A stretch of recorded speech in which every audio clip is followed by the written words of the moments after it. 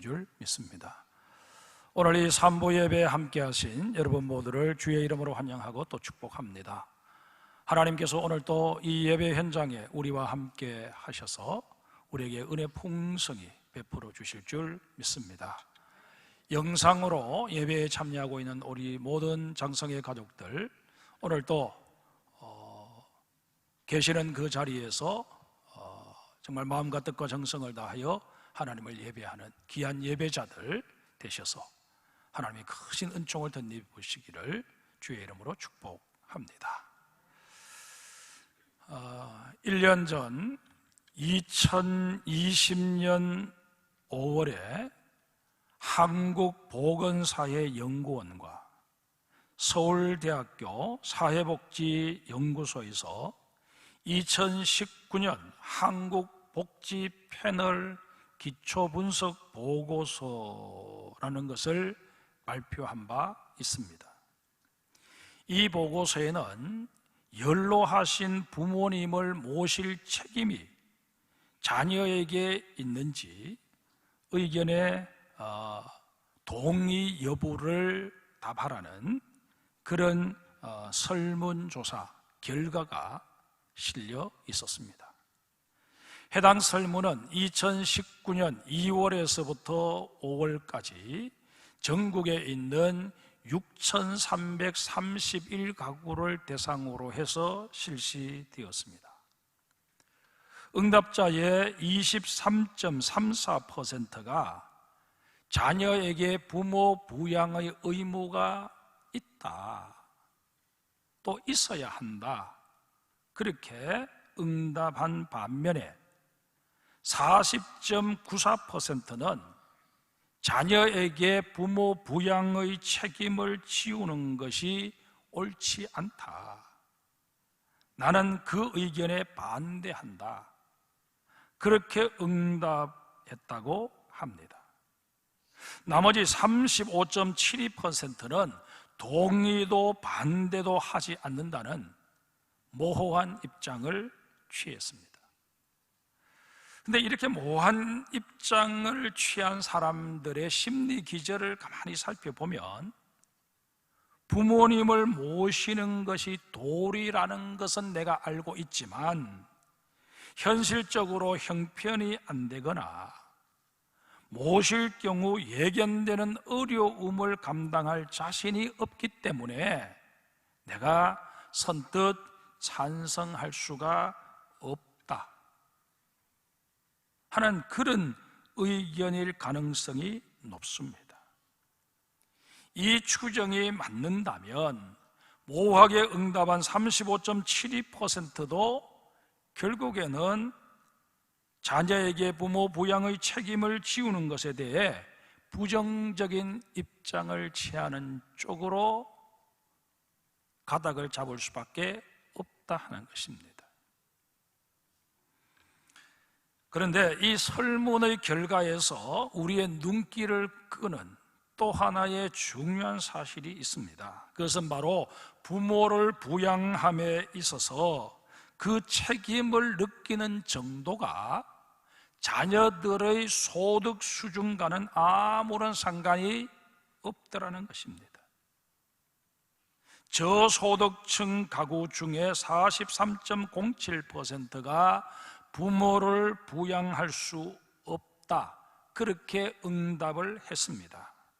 그런데 소득 수준이 비교적 괜찮다고 여겨지는 가구들 역시 40.72%나 부모를 부양할 수 없다고 응답했습니다. 이런 설문조사 결과를 근거해서 볼 때 부모님께서 나를 위해 희생해 주신 만큼 이제 연로하신 부모님을 내가 마땅히 부양해야 한다 하는 이런 논리는 더 이상 현실성이 없는 옛 이야기가 되고 말았습니다. 소가족화, 핵가족화 현상이 심화되면서 어쩔 수 없이 나타나게 되는 사회 현상이다, 그렇게 여겨지면서도 한편으로는 마음이 불편한 것도 부인할 수 없습니다. 성도 여러분, 효가 무엇이라고 생각하십니까? 국어사전을 찾아보면 부모를 잘 섬기는 일이라고 정의하고 있습니다. 상형 문자인 한자에서도 효도 효자가 자식이 연로하신 부모님을 등에 업고 있는 모습을 형상화하고 있습니다. 하나님께서도 이스라엘 백성들에게 10가지 인간으로서 마땅히 행해야 할 기본적인 계명을 주시면서 하나님과의 관계에서 행해야 할 것 4가지, 인간들과의 관계에서 지켜야 할 것 6가지로 구분해서 주셨습니다. 그런데 그 인간관계에서 지켜야 할 6개의 계명들 중에 가장 으뜸이 되어야 할 것이 부모 공경이라고 말씀하십니다. 이처럼 효는 인간 본연의 도리요, 이 세상에서 우리가 살아가면서 행하게 되는 모든 행동의 근본이 되는 것입니다. 그래서 유교에서는 효가 백행의 근본이다, 그렇게 가르치고 있지 않습니까? 그러고만 오늘의 세태는 어떠합니까? 지금 우리나라 국회에서 부양의 의무를 다하지 않는 자녀에 대해 부모 사후 상속권을 박탈하거나 제한할 수 있는 내용을 골자로 하는 이른바 불효자 방지법이 입법 예고된 상태입니다. 동방예의지국이라고 말하는 우리 대한민국이 어쩌다 이런 법까지 만들게 되었나 하는 생각에 민망함을 금할 길이 없습니다. 하지만 이게 현실인데 어쩌겠습니까? 대법원에 따르면 부모 자식 간의 부양료 심판 청구 건수가 2002년 68건이었던 것이 2016년에는 270건으로 4배나 증가했습니다. 해마다 증가해서 이런 결과가 나왔다는 것입니다. 이것은 첨예하게 서로 갈등이 빚어지면서 법의 도움을 구한 경우만 이런 것이고, 실제로 이런저런 갈등 속에서 소가리를 하는 그런 사례까지 다 포함한다면 아마 그 숫자는 우리의 상상을 초월할 것입니다. 어디 그뿐입니까? 정부가 조사한 바에 따르면 자녀들에게 심한 학대를 받고 있는 노인이 10명 중 1명꼴은 좋게 된다고 그렇게 밝히고 있습니다. 이런 우리를 향해 하나님께서는 바울의 입을 빌어 훈계하십니다. 자녀들아, 주 안에서 너희 부모에게 순종하라. 이것이 옳으니라. 내 아버지와 어머니를 공경하라. 이것은 약속이 있는 첫 계명이다. 이 하나님의 훈계의 말씀을 통해 우리에게 주시는 3가지 명령을 경청하고자 합니다. 그 첫 번째가 주님 안에서 효를 행하라는 명령입니다. 주님 안에서 효를 행한다 하는 것이 무슨 의미일까요? 우선 생각해 볼 수 있는 의미는 효를 행하되 주님의 뜻에 따라 행해야 한다는 것입니다. 누가복음 2장 41절 이하에 보면 예수님의 부모들이 예수님을 잃어버린 사건이 기록되어 있습니다. 이 사건은 누가 보아도 예수님의 부모인 요셉과 마리아가 실수를 한 것입니다. 그런데 51절에 보면 이 사건이 마무리되면서 예수님께서 그런 부모들과 함께 나사렛으로 돌아가셔서 순종하며 받드셨다, 그렇게 전하고 있습니다. 앞서 요셉과 마리아의 실수를 거론해 놓고선 곧바로 예수님께서는 그런 요셉과 마리아에게 순종하고 받드셨다, 그렇게 전하고 있는 이유가 무엇일까요?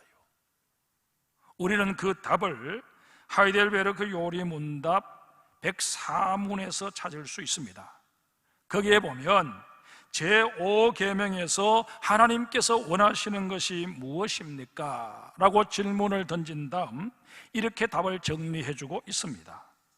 나의 부모님, 그리고 내 위에 있는 모든 권위에 모든 공경과 사랑과 신실함을 나타내고 그들의 모든 좋은 가르침과 징계에 대해 합당한 순종을 하며 또한 그들의 약점과 부족에 대해서는 인내해야 합니다. 왜냐하면 그들의 손을 통해 우리를 다스리시는 것이 하나님의 뜻이기 때문입니다. 여러분, 지금 우리들 중에는 부모가 되어 있고 심지어 조부모가 되어 있는 분들도 많이 계십니다. 자, 그러면 내가 부모로서, 조부모로서 완벽하냐? 나는 완벽한 부모다, 나는 완벽한 할아버지 할머니다, 자신 있게 손들 수 있는 사람 누가 있겠습니까? 자, 그렇다면 내가 그러할진데 거슬러 올라가서 내 부모님, 내 조부모님, 그들은 완벽해야 될 이유가 어디에 있겠느냐 하는 것입니다. 이런 측면에서 우리가 생각한다면 우리의 부모님, 우리의 조부모님, 그들 역시 불완전하실 수밖에 없었고 그분들의 훈육 방식이나 가르침 반드시 옳았다고 할 수만은 없을 것입니다. 그런데 이 하이델베르그 요리 문답에 보면 그런 사실이 하나님께서 우리 부모들에게 부여해 놓으신 권위나 영광을 손상시키는 이유가 될 수 없다는 것입니다. 예수님의 눈에 비친 요셉과 마리아, 인격이나 훈육 방법에 있어서 분명 문제가 있었을 것입니다. 그러나 예수님께서는 자신을 이들의 가정에 보내시고 이들을 통해서 양육을 받게 하신 하나님의 뜻을 헤아리셨기 때문에 30세가 되셔서 공생애를 시작하시기 전까지는 그 집에 머물며 요셉과 마리아의 아들로서 도리를 다 하셨습니다.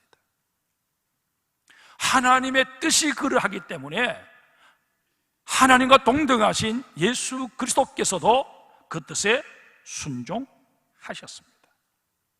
그렇다면 여러분, 우리 부모님의 부족함을 이유 삼아 나는 굳이 부모님에게 지극정성을 다해 효도할 이유가 없다, 기본 도리만 다 하면 된다, 그렇게 말할 수 있겠느냐 하는 것입니다. 하나님의 뜻이 그건 아니야, 그렇게 말씀하시기 때문에 우리는 하나님의 뜻에 따라 부모에게 마음을 다하고 뜻을 다하고 정성을 다하고 힘을 다하여서 효를 행해야 할 것입니다. 그런가 하면 주 안에서 효를 행하라는 하나님의 명령 속에 담겨져 있는 또 하나의 의미는 부모님을 주님 섬기듯 섬겨야 한다는 것입니다. 종교学자 마틴 루터는 부모는 이 세상에서 하나님의 대리자다, 그렇게 말하면서 참된 그리스도인은 부모의 모습 속에서 하나님의 이미지를 찾아낼 수 있어야 한다고 가르칩니다. 이에 대해서는 혹 이의를 제기하시는 자녀분들이 계실지 모르겠습니다. 내 부모님은 인격적으로 불완전하실 뿐만 아니라 정말 우리 어머니 너무 힘들게 만드셨고 우리 자녀들에 대해서도 상처를 많이 주신 분이신데 내가 그런 부모님에게서 어떻게 하나님의 이미지를 찾아낼 수 있단 말인가? 말도 안 된다.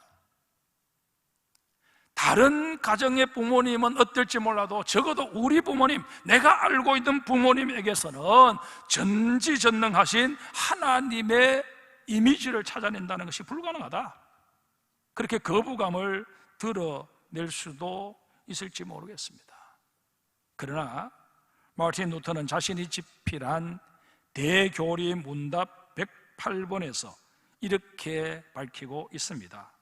부모가 아무리 낮고 가난하고 약하고 괴상하다 할지라도 그들은 하나님에 의해서 자신들에게 주어진 아버지와 어머니임을 기억하는 것이다. 부모는 자신들의 처신이나 실패 때문에 자신에게 주어진 영광을 박탈당할 수 없다.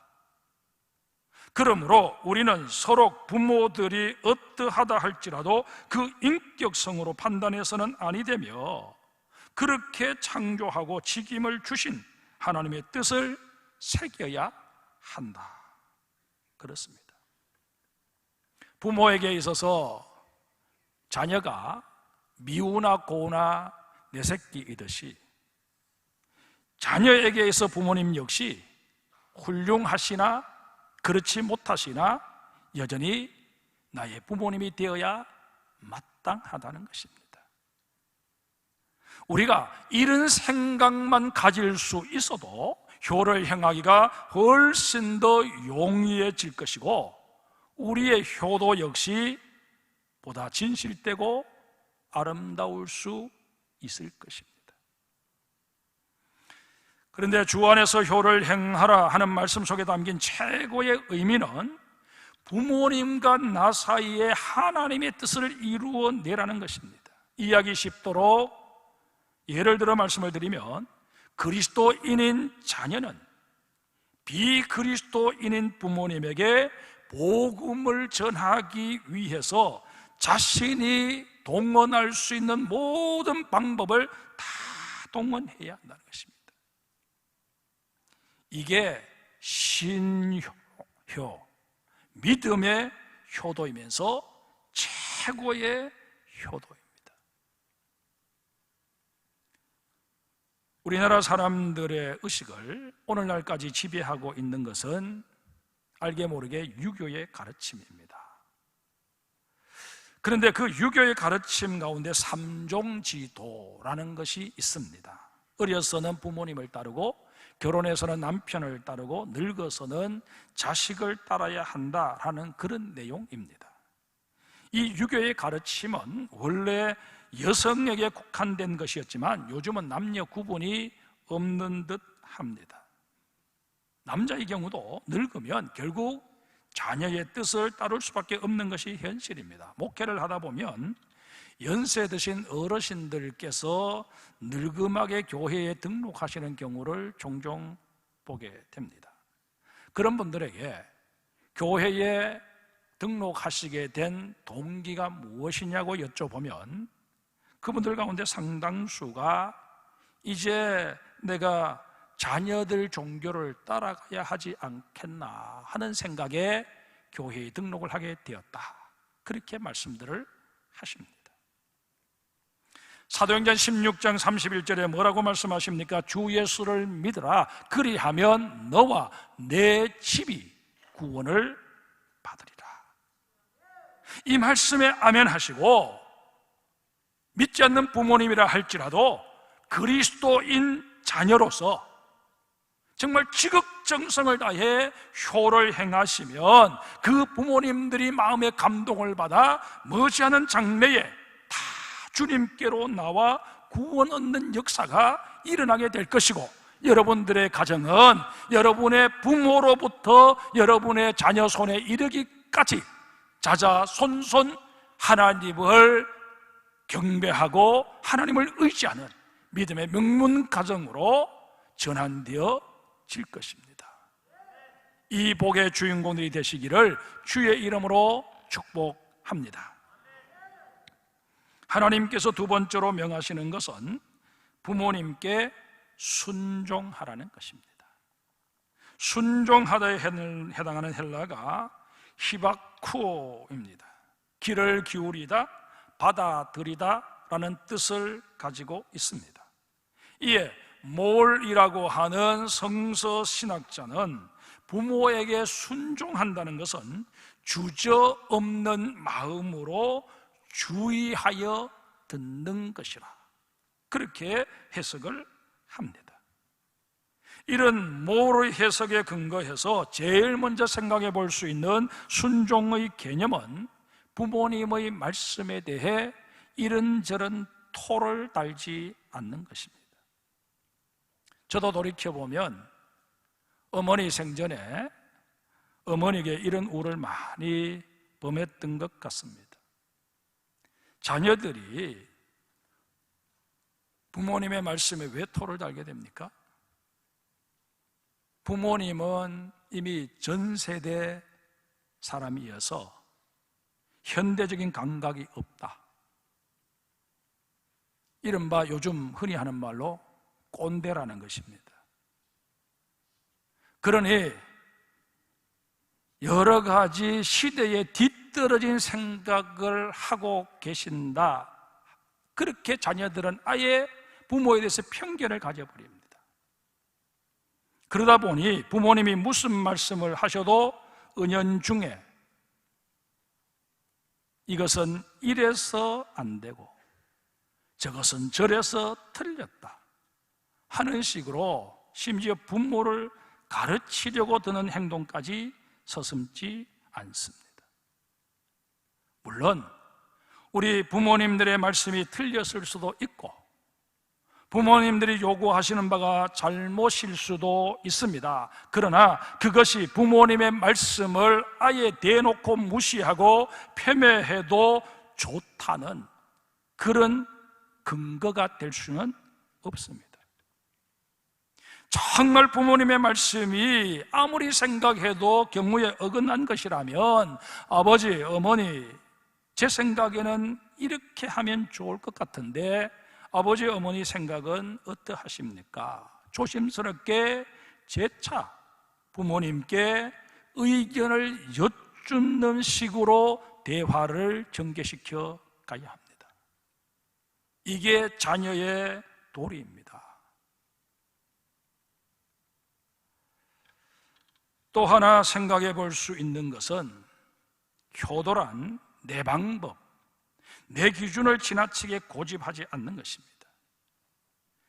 요즘 젊은 세대는 아주 과학적으로 또 위생적으로 자녀들을 양육합니다. 분명 잘하는 일이고 칭찬받아 마땅합니다. 그러나 그 방법을 연로하신 부모님 세대에게까지 강요해서는 아니 됩니다. 우리 부모님들이 우리를 키우신 방법 생각해보면 그야말로 주묵구구식이었습니다. 부모님께서 즐겨 사용하셨던 민간요법들 중에 비과학적이고 비위생적인 것들 분명 없지 않아 있었습니다.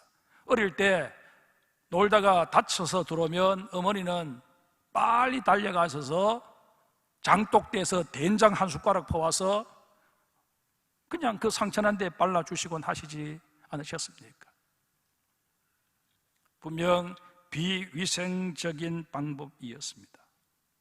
그러나 여러분, 지금 우리가 자녀들을 사랑하는 그 비중과 우리 부모님들이 우리를 사랑했던 그 비중을 서로 저울질한다면 우리의 사랑이 더 크다, 그렇게 감히 말할 수 있겠느냐 하는 것입니다.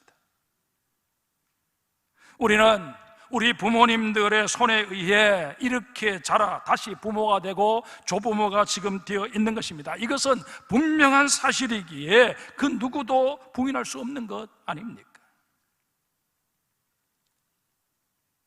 그러할진데 어떤 며느리는 자녀들을 데리고 할아버지, 할머니 댁을 방문한 날이면 집에 돌아오기 무섭게 아이들을 목욕시키고 입었던 옷도 다 벗겨서 세탁한다는 얘기를 들은 적이 있습니다. 그 며느리는 위생상의 이유로 그렇게 하노라 해명할 것입니다.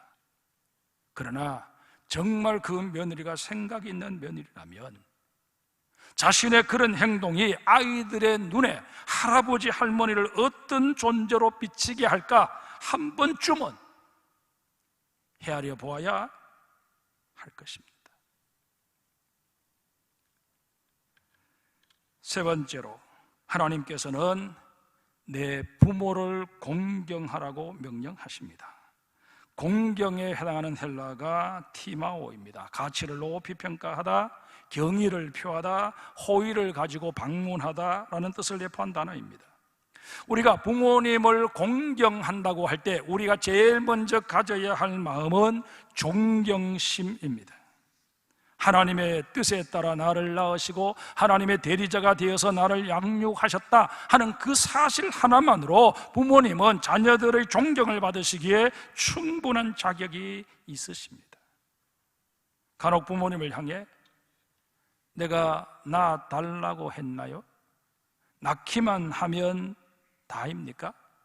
낳았으면 책임을 지고 잘 키우셔야지, 그렇게 대드는 자녀들이 있다는 이야기를 듣습니다. 흔히들 노도 강풍 시기를 말하는 사춘기 때야 아직 철없는 때이니까, 자기 감정 조절도 안 되는 때이니까 그럴 수 있겠다, 얼마든지 이해하고 넘어갈 수 있습니다. 하지만 장성한 후에도 또 자신 역시 누군가의 부모가 되어 있음에도 불구하고 자신의 부모님에 대해서는 그런 생각을 계속 가지고 있다면 그것은 부모님의 잘못이 아니라 그렇게 생각하고 있는 본인의 사고방식이 잘못된 것임을 아셔야 합니다.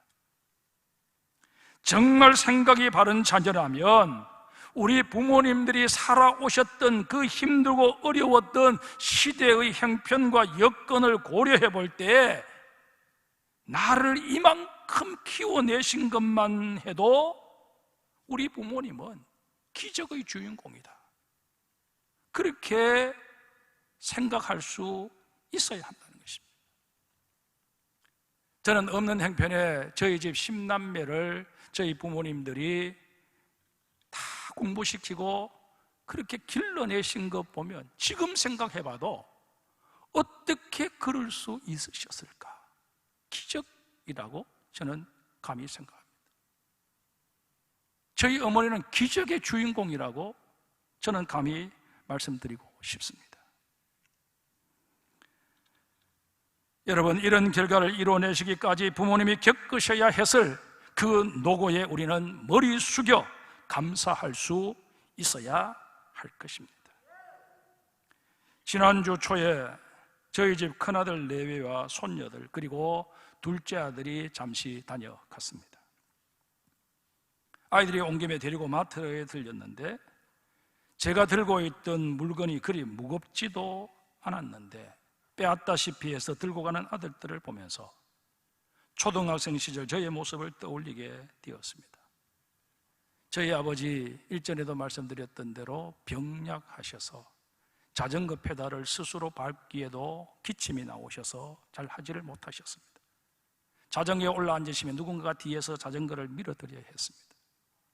그 일을 항상 어머니가 저에게 시키셔서 저는 그 일이 너무너무 싫어서 친구들 보면 너는 왜 아버지 자전거 뒤에 타고 안 가고 밀고 가냐고 그렇게 말들을 해서 그게 창피해서 이런 핑계대고 저런 핑계대고 요리 도망가고 저리 도망가고 했던 그런 저였습니다.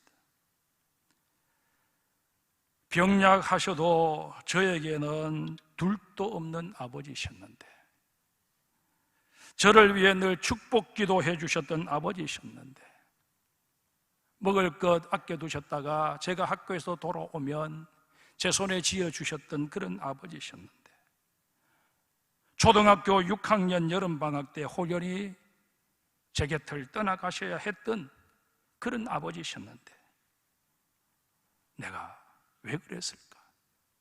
왜 철없이 그러했을까? 뒤늦은 후에 아이들 마트 저쪽 편으로 보내놓고 혼자 멍하니 서 있어야만 했었습니다. 성도 여러분, 이 세상 부모님은 그 누구 할 것 없이 부모라는 그 이유, 그 이름 하나만으로 위대하고 훌륭합니다. 여러분의 부모님이라고 해서 예배가 아니십니다. 만약 여러분의 부모님이 아직 살아 계시다면 그보다 더 큰 은혜와 복이 없을 것입니다. 그러기에 더 늦기 전에 여러분들 부모님 찾아가셔서 이 사실을 꼭 고백하시기를 바랍니다. 아버지, 어머니, 다른 사람에게는 어떨지 몰라도 나에게 있어서는 아버지가 가장 위대하십니다. 어머니가 가장 훌륭하십니다. 그렇게 고백하며 그 거칠어진 손을 잡아드릴 수 있는 자녀들이 되시기를 주님의 이름으로 부탁을 드립니다. 그런데 공경에 담겨있는 가장 중요한 개념은 부양입니다. 부양이란 부모님께 받은 사랑을 되돌려 드리는 것을 의미합니다. 자녀들 중에는 이 부양의 의무를 립 서비스로 말로 다 떼어버리는 사람들이 없지 않습니다. 만약 우리 부모님들이 우리를 양육하면서 그렇게 입으로만 모든 것을 다 하셨다면 우리도 부모님에게 그렇게 한다 한들 무엇이 잘못이겠습니까? 만은 우리 부모님은 그러지 않으셨습니다. 부모님께서는 친히 진자리 마른 자리 갈아 누이시며 허리띠를 졸라매시고 우리의 뒷바라지를 하셨습니다. 부모님들의 그런 수고 덕에 없는 살림에서라도 내가 배울 수 있는 기회를 가질 수 있었고, 이렇게 의젓한 사회인이 되고 가정을 꾸리게 된 것 아니겠습니까? 부모님의 희생이 없었다면, 부모님이 핏덩이 같은 나를 돌보아 주시지 않으셨다면 가능키나 한 일이었겠습니까? 그렇다면 이제 우리의 차례입니다. 이제는 우리가 부모님의 필요를 채워드려야 할 차례입니다.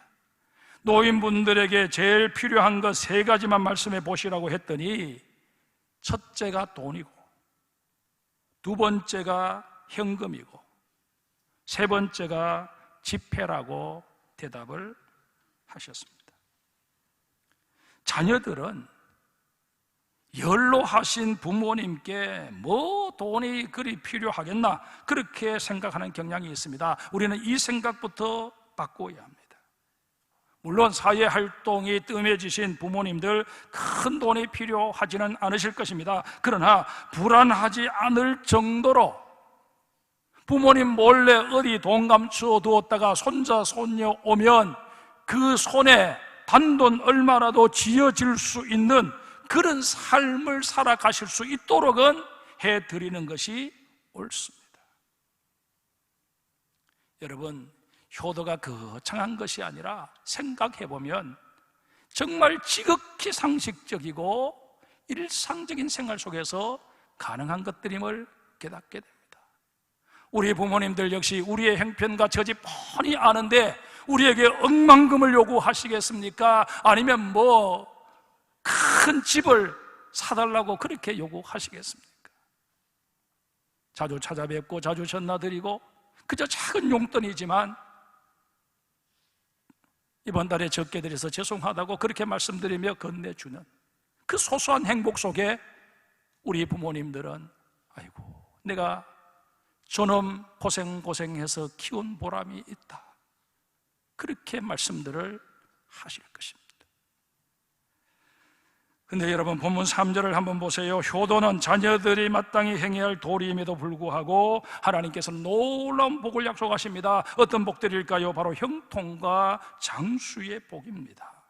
성경에 등장하는 여러 인물들 중에 효도를 통해서 복을 받은 인물을 한 사람 꼽으라고 한다면 모압 여인 룻을 꼽을 수 있을 것입니다.